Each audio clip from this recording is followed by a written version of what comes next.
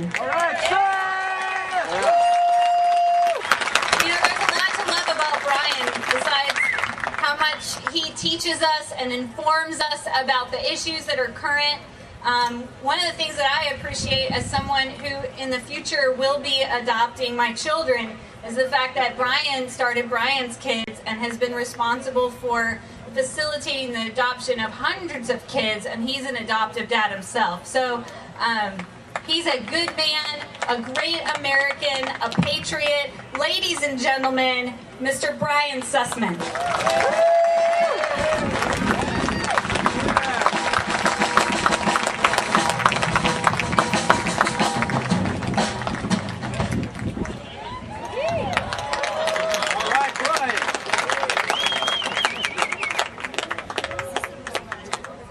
I felt as if I needed a patriotic drum introduction, so I just created my own.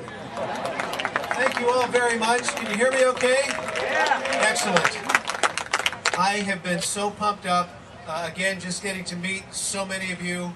We've got the KSFO booth, and it's been fun to shake hands, and thank you for your support. We've got a wonderful banner by the KSFO booth. We'd like you to sign it. It's our Declaration of Independence, so to speak. When the banner is complete with all of your signatures, we'll be delivering that over to the House Madam. That would be Nancy Pelosi. Yeah. Because as I mentioned earlier, under her watch, that House of Representatives has turned into a brothel. So if you'd like to sign the banner, please just step right over there, and we would appreciate your signature. We will be delivering it to her office this week. And of course, as you know, Nancy Pelosi, come January, will no longer be Speaker of the House of Representatives.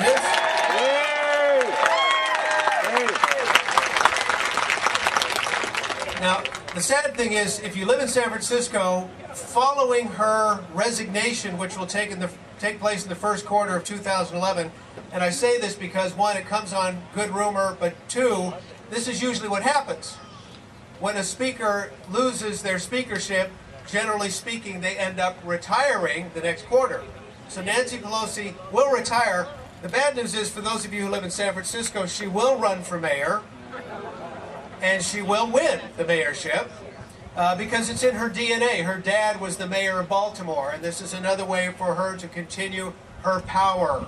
Because for Nancy Pelosi, it's all about control, and she seeks to make San Francisco the model United Nations city. That's what she seeks to do. So our first plan is to get her out of office in the House of Representatives, and thanks to you, that's going to be happening very, very soon.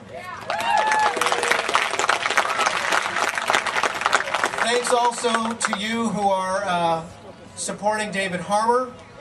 It's wonderful to be in Jerry McNerney's backyard. Jerry, it's been a short ride, hasn't it? Just 2 terms. And we're so happy to see you leave. I'll never forget my first tea party in Pleasanton was a couple years ago, right? April 15th, many of you were there. And I'm not making this up. Somebody tapped me on the shoulder as I was walking through the crowd and said, "Do you see who that is over there?" And I'm like, "Yes, this guy with a hat low over his brow." And they said, "That's Jerry McNerney." Jerry McNerney was following me everywhere I was going on the Tea Party event, and it was creepy. It was just, I mean, think of this. This is a U.S. congressman following me, a radio talk show host, around. What is he thinking? Well, I'll tell you what he's thinking. Jerry McNerney, I am your biggest critic. You are Nancy Pelosi in drag. You're a rubber stamp, and David Harmer is going to win this one. Thank you very much. I appreciate all of the great patriots who are running for office. Many of you are here. Thank you so much. You're stepping out. You're doing the right thing. And I will just say, you know, this may not be your year, but if Ronald Reagan would have given up first time around, if Ronald Reagan would have tossed it aside and said, "Well, I lost, you know, I'll just pack it up and go back to Hollywood," we might still be fighting the Cold War, ladies and gentlemen. We might still have the Berlin Wall, too.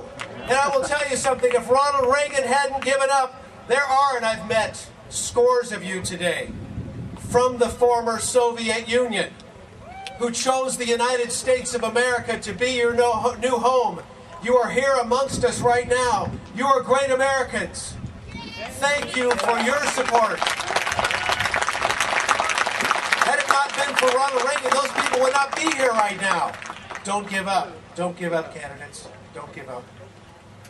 Talked about this earlier. If you were with me, I was I think one of the first speakers today.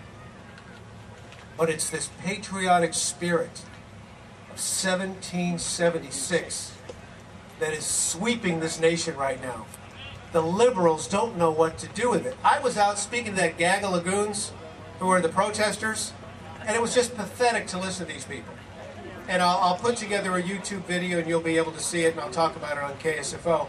But the bottom line is, these people were told by their lead person over there not to talk to me. No, don't talk to him. Don't talk to him. Don't talk to him. So I said, what's the matter? Don't you have a pea in your pod? Can't you speak for yourself? You have to have some union goon telling you what to say or not to say? Is that how it works? Well, let me tell you something. That's not how it works in the United States of America. We say what we want to say, and when the truth is on our side, we are right every time.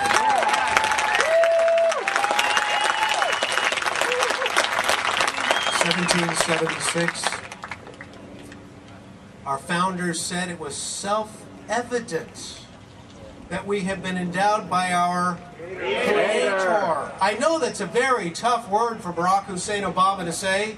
On 2 occasions, he hasn't been able to say it. He's had the teleprompter. He decides to self-edit. He won't say Creator. Let me tell you something. If your rights are not given to you by your Creator, that means they're given to you by man, and that means man can take them away.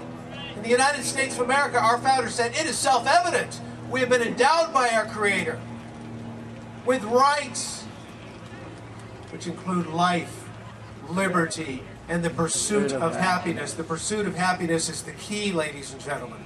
The pursuit of happiness was described and declared by John Locke in his second treaty on civil government in 1690, where John Locke said, the pursuit of happiness is the right to own property. And if God gives you the right to own property, he said, then no one can take that property away from you. That includes the federal government. That includes the state government. That includes these crazy environmental organizations that are using everything under the sun to try to take away private property. And John Locke said, God gives you the right to defend that property from those who would seek to take it away from you. This is the United States of America. Life, liberty, pursuit of happiness, property. Karl Marx was watching all of this from afar in the mid-1800s, and he thought it was an absolute joke.